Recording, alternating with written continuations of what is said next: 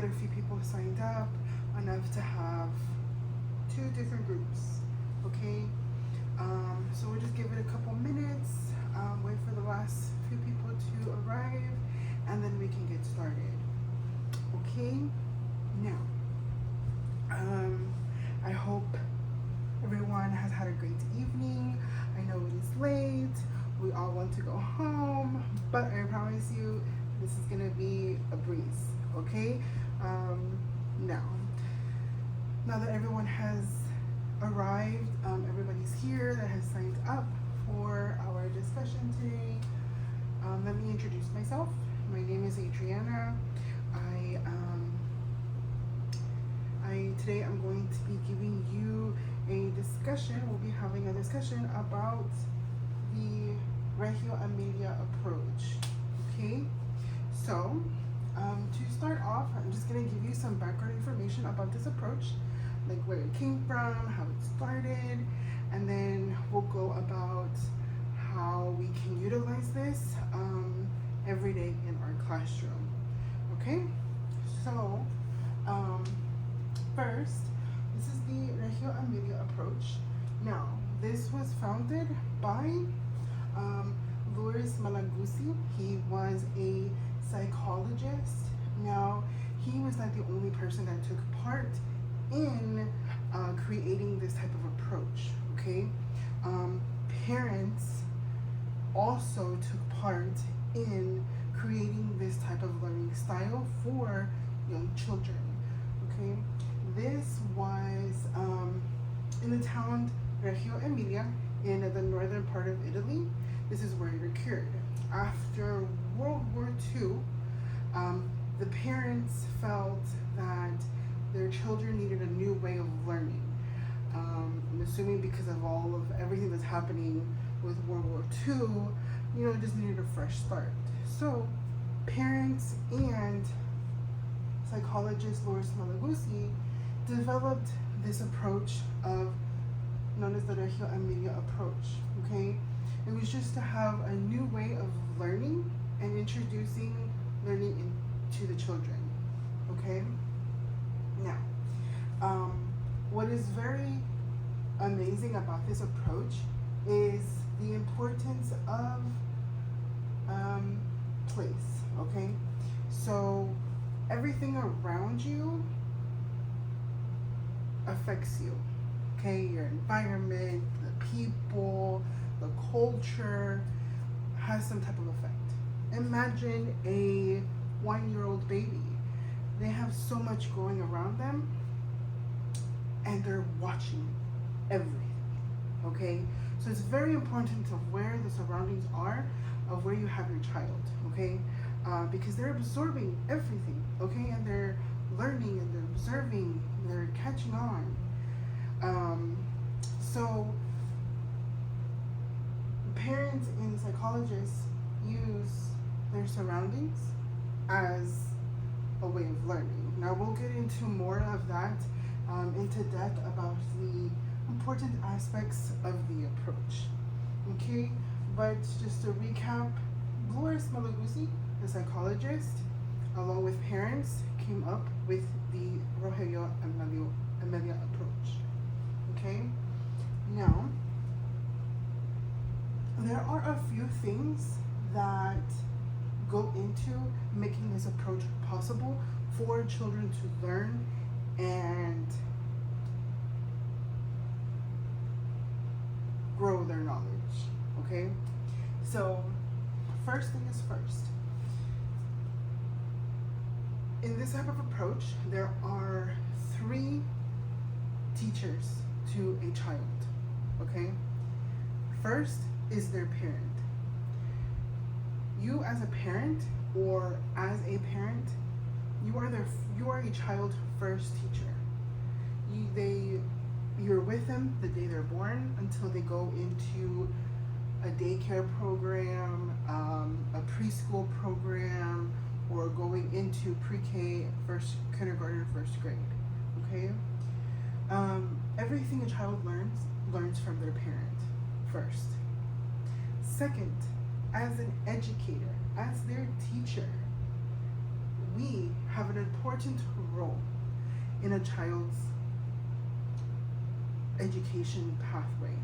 Okay, we are not in this type of approach, we shouldn't take it as a directive teacher. We need to think of ourselves as a co-learner. Okay, we are learning with the children. Okay, with this type of approach, it's not ideal to come up and be like, okay, kids, today we're going to do this in order for us to accomplish this objective and so and so. Okay, this is not what this type of approach does. As a co-learner, we are working with the children and learning with them. Okay, so for example, you may be having an activity and the children is asking, where do, let's see, what's a good question? What's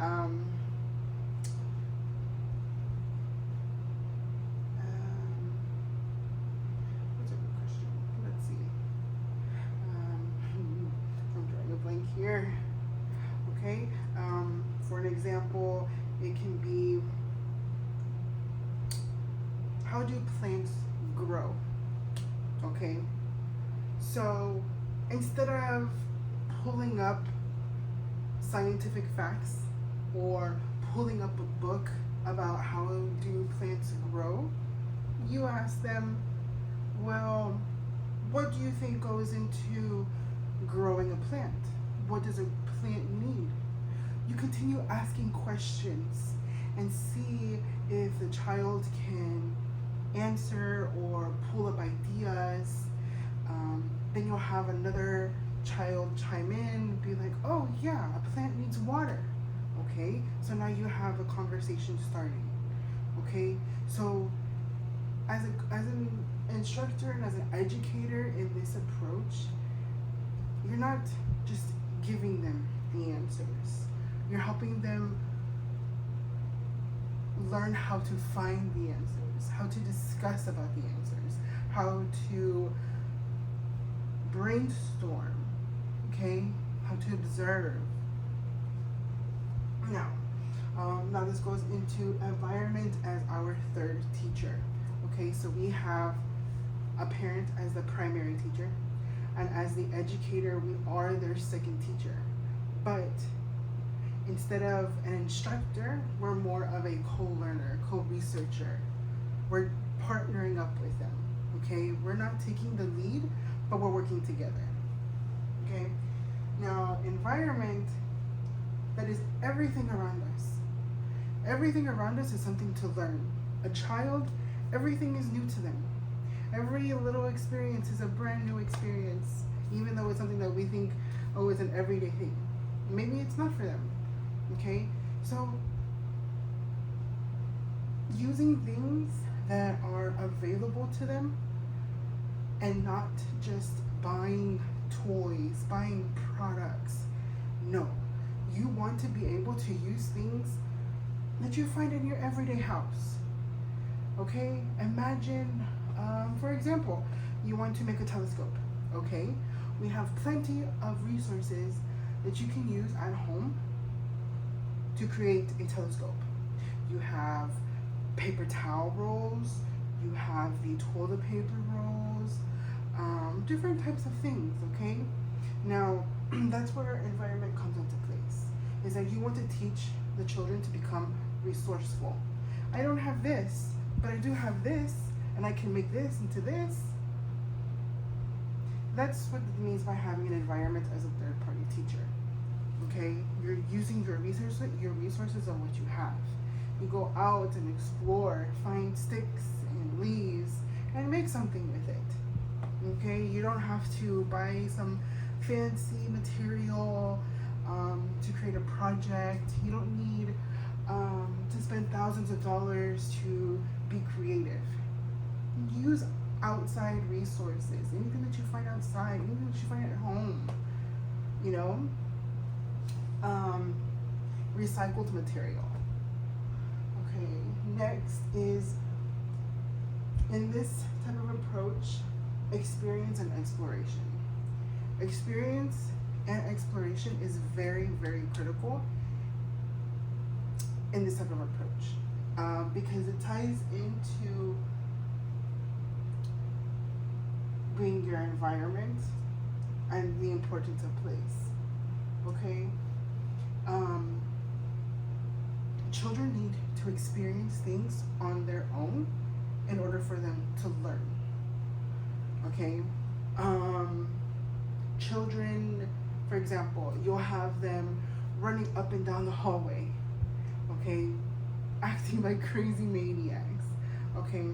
But instead of saying, no, don't do that, or no, this is wrong, okay, but what's the right way? You have to give the children the experience of learning, okay, my teacher said this is wrong, this is a no, so what's the right thing? So instead, tell your students, no running in the hallway, someone could trip and fall.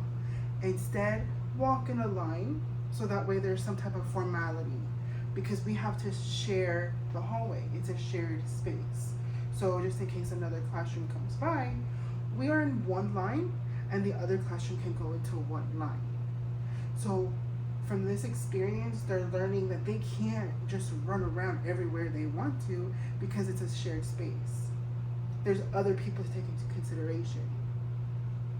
So if they're doing something wrong or if they're doing something correct, they're gonna learn which is the wrong way and which is the correct way by their experience. Okay? Exploring. Allow the children to go outside and explore nature. Nature is very, very, very important in a child's learning. Why? All our materials come from nature. Nature is one of the solid foundations of science. Okay? They have to learn what goes on in the outside world. Let the children explore, find new insects, find new types of leaves. The world is the exploration, okay? Your experience and your exploration goes into a child and their capabilities. With the Reggio Emilia approach, this is a very child-directed approach where the child is in charge. Malaguzzi believes that a child has the capability of observing, experiencing, learning, expressing themselves in their own way. In the very first years, they believe this approach believes that a child develops their personality and their habits, successful skills in the very beginning of early development. Which is why it is very important to allow the children or allow the child to explore their capabilities and expand their capabilities. Okay?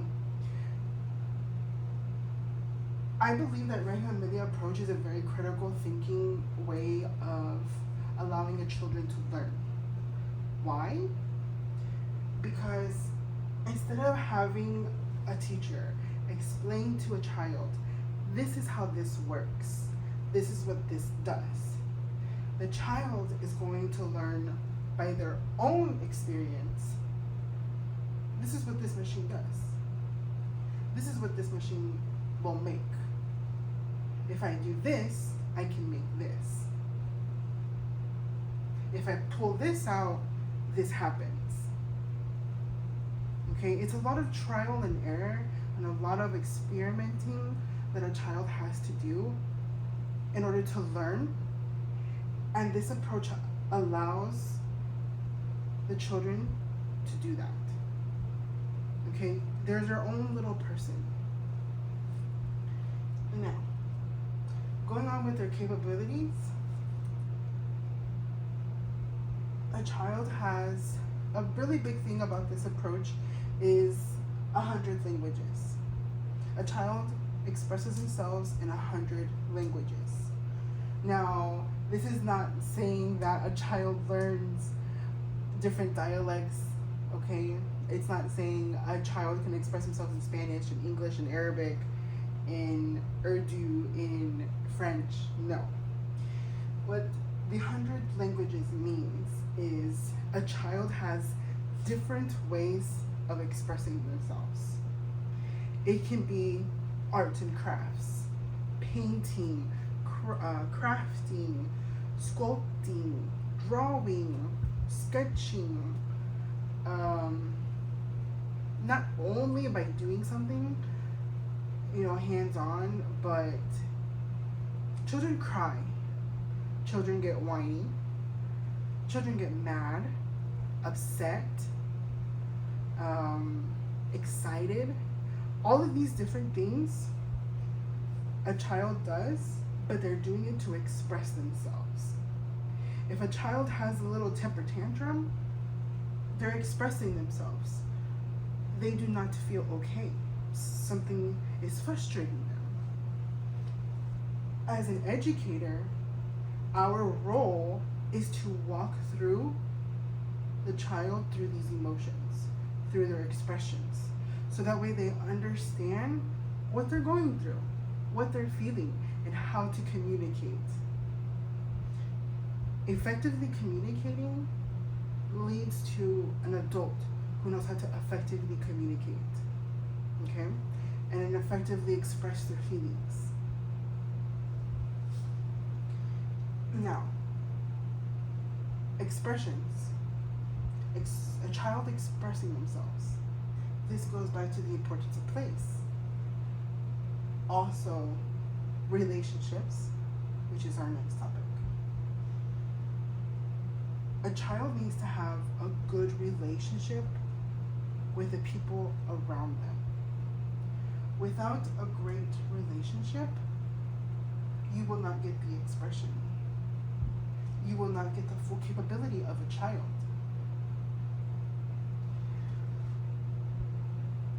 Okay. Being open to a child is very important. Being calm to a child is very important. Children have very strong feelings, and they can sense strong feelings. Personally, I have learned that this is very important with children. When you're angry at a young child, it's very hard to get effective communication back and forth. The child doesn't understand why you feel angry. Even though you are telling them why you're angry, they don't understand it. So, in order to walk through expressing, so for example, I yell at my daughter, okay? Me yelling at her is making her tense. She doesn't feel safe to express to me why she's feeling this way, because I am already in a upset. My tone of voice is upset. It's angry. So if she feels that I'm angry, she's not going to want to express herself to me. But her body language is expressing that she's scared, and she's sad, and she's worried.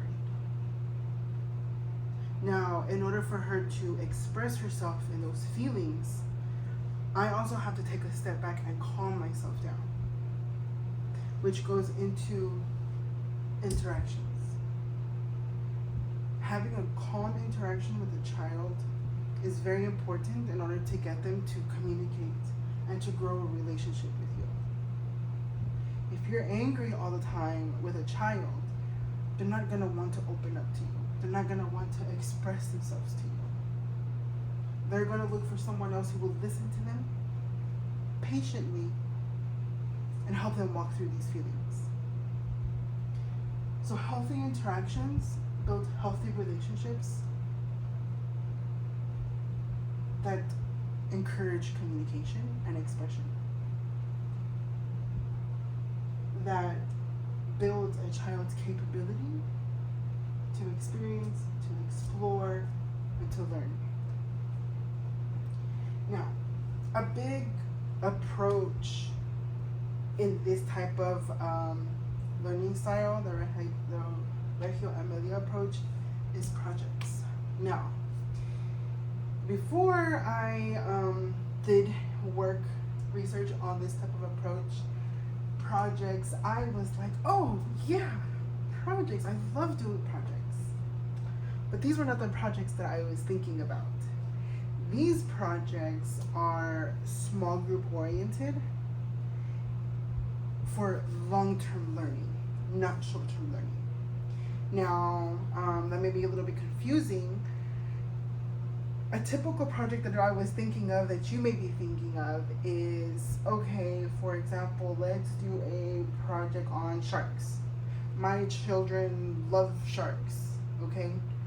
So I plan a day where we create a collage and post different facts about sharks, okay?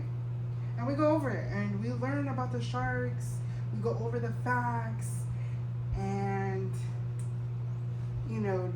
have different pictures of different sharks, different names of different sharks. We're done. Project is done. Now, if I were to do this activity with a class, do you think that I would get any type of response from my kids? Okay, what type of shark is this? Or what type of shark is this? Or what type, how long is this shark? I don't think they would be able to tell me, because it's a very short and quick project, a beginning and an end. But with the Reggio Emilia approach, that is not what happens. With these small group projects, these are more of a long-term project, okay? It's to create long-term learning. Now, like I said, this way of learning is child-directive. So you want to take the interest of a child. What do they like? What do they want to learn? Okay? Now, with these small group projects, it's more of, you have an activity, you have your children exploring, they're playing, and you have a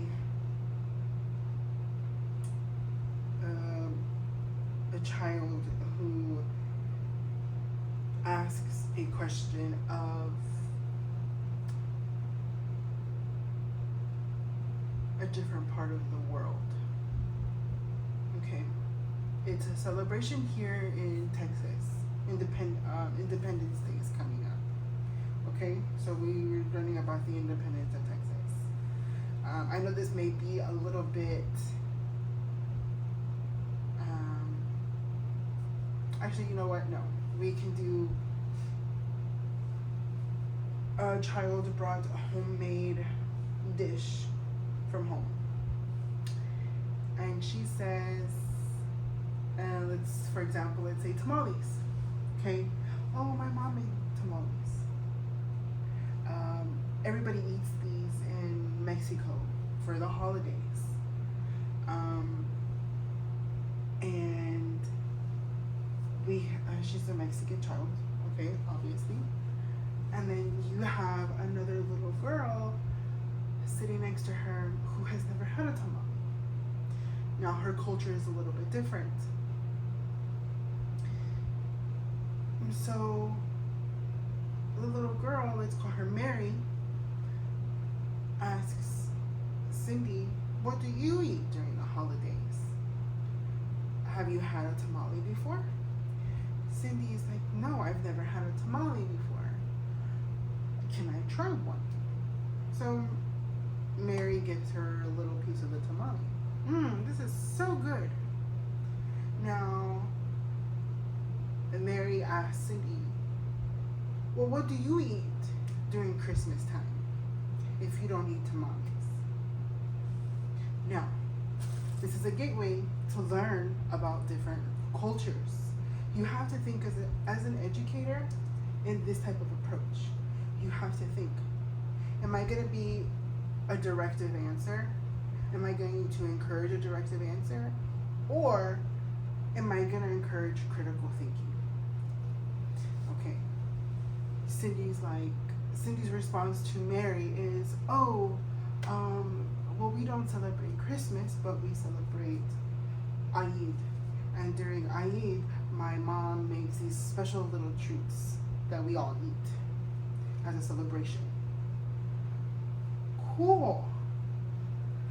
Mary is like, well, why don't you have Christmas? And what is Eid? So as an educator, I'm thinking, oh, here is a little quick thing for learning, okay? Oh yeah, Mary, of course. Everyone doesn't always celebrate Christmas. Can we think of any other holidays that happen during this time or throughout the year? And then you have a discussion coming up about listing the different types of holidays. And then you go into a large group discussion about different holidays throughout the year and different cultures. Okay? So now you have a conversation going. Okay? You're learning about different parts of the world and different cultures. Now, to implement small group projects, you can have a conversation going, okay? But then eventually it may die down a little bit. But the next day, you can pick it up. You can have a little activity where people work in small groups, or groups of 4 or 5, where you do a little activity of culture, or things around the world, or holidays around the world. But it's for long-term learning. A project in this approach is never going to have a start and finish. You're going to have a start, and it's going to have an open-ended ending. Okay? Now, this is one of my favorites, is because you're allowing the child to be in charge of what to learn. You're not drilling things into a child. You're letting this baby learn on their own. Having them become independent is a very great thing. And with this approach, one of the goals is to have the child become self-sufficient,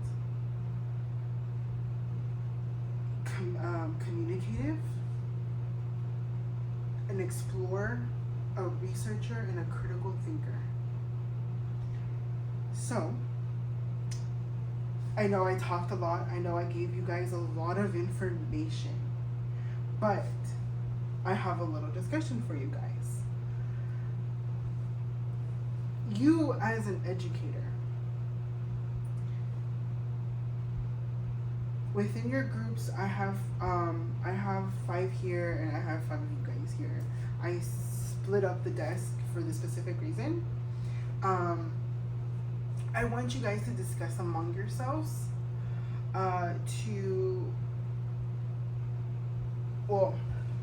give me 1 second. I have here some flashcards, okay? Now, in these flashcards, I have different scenarios.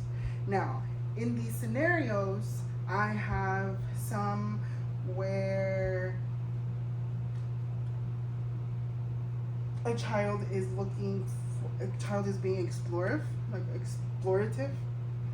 okay? And we also have one where an educator is being very directive. Now, there's different scenarios in here, and as an educator, I want you to discuss within each other's groups of how you would change of what's going on in these scenarios. Okay? And then we can discuss together. Okay? So I'm gonna go ahead and give you 5. Okay, here you go. And here you 5. There you go. Perfect. Now I'm gonna give you guys a few minutes here to discuss, read over the scenarios, discuss your ideas, and then we'll go from there, okay? Let me just look over my notes here.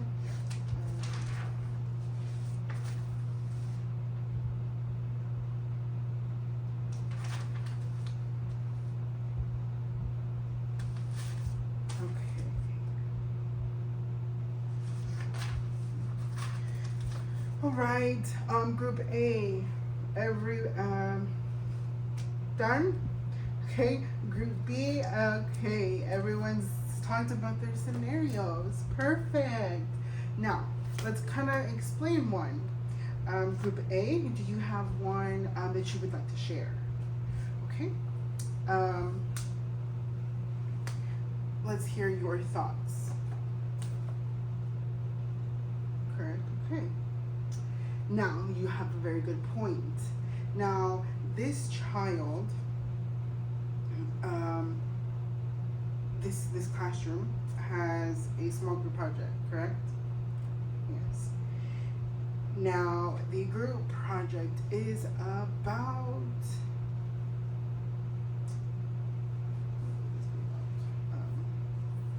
the group project is about dinosaurs and their diets. Okay. Now, what problems did you see in this scenario? Correct. The problem in this scenario is that the teacher lesson planned step by step for this project. She had the kids collect this pile, color these pictures, and then she had the students match the pictures with the food, like a little mix and match, correct? Little mix and match activity. What problems did you see with this activity? Correct. All it is just a memory game. Yes, memory games can be useful, but like we discussed here, early learning, a child's development in the early years is very critical. Okay, teaching them how to be critical thinkers early on will set them up for success in the future. Giving them memory games, you're just memorizing. But why? Why does this herbivore only eat plants? Why does this T-Rex only eat other animals? Why? And I'm pretty sure some of your students would be asking you these questions if you gave them this activity. Correct? Correct. So what would you do differently in this activity? What did you guys in your group discuss? Okay. Perfect. That's a good idea. So, if for you guys that didn't hear, Miss Robinson basically just stated that something different that she would do within this activity is post a picture of a carnivore dinosaur and a herbivore dinosaur. And the children would observe their different traits, their different characteristics, okay? And then after that, you can categorize what they would be able to eat. Well, long neck over here doesn't have any teeth. So how would he be able to eat other animals. That's kind of hard to bite through.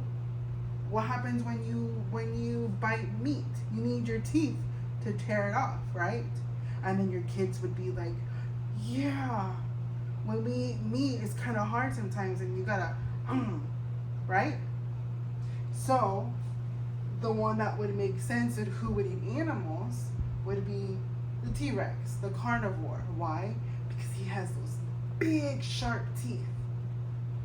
And then the kids would interact, yeah, big, sharp teeth. They're so pointy.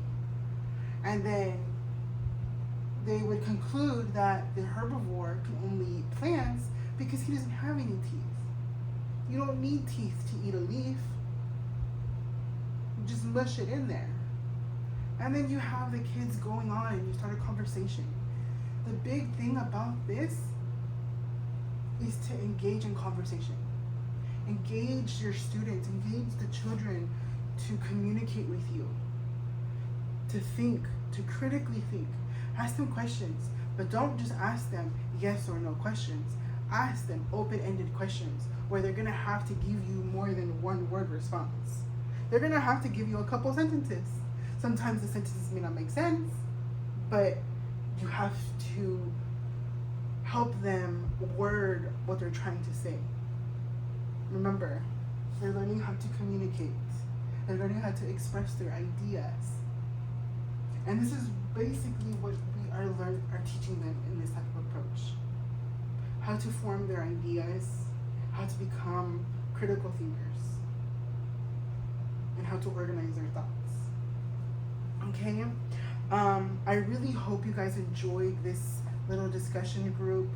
I hope you guys learned something new, and I hope you guys will be able to use this approach in your classrooms and see, experiment with it. Experiment it within a week. I mean, you're not going to get it down packed in a week, but experiment with it. See the changes and see the progresses your child is going to make using this type of approach. Letting them be the leaders in their learning is going to be fulfilling for them and fulfilling for yourself. And you're going to see how well they retain their information. Why? Because they're learning it. They're experimenting with it. They're hands-on. They're discussing it. They're not just hearing it. They're thinking it. Well, thank you so much. My name is Adriana, and I hope that we can come together again about a different topic. Have a great day.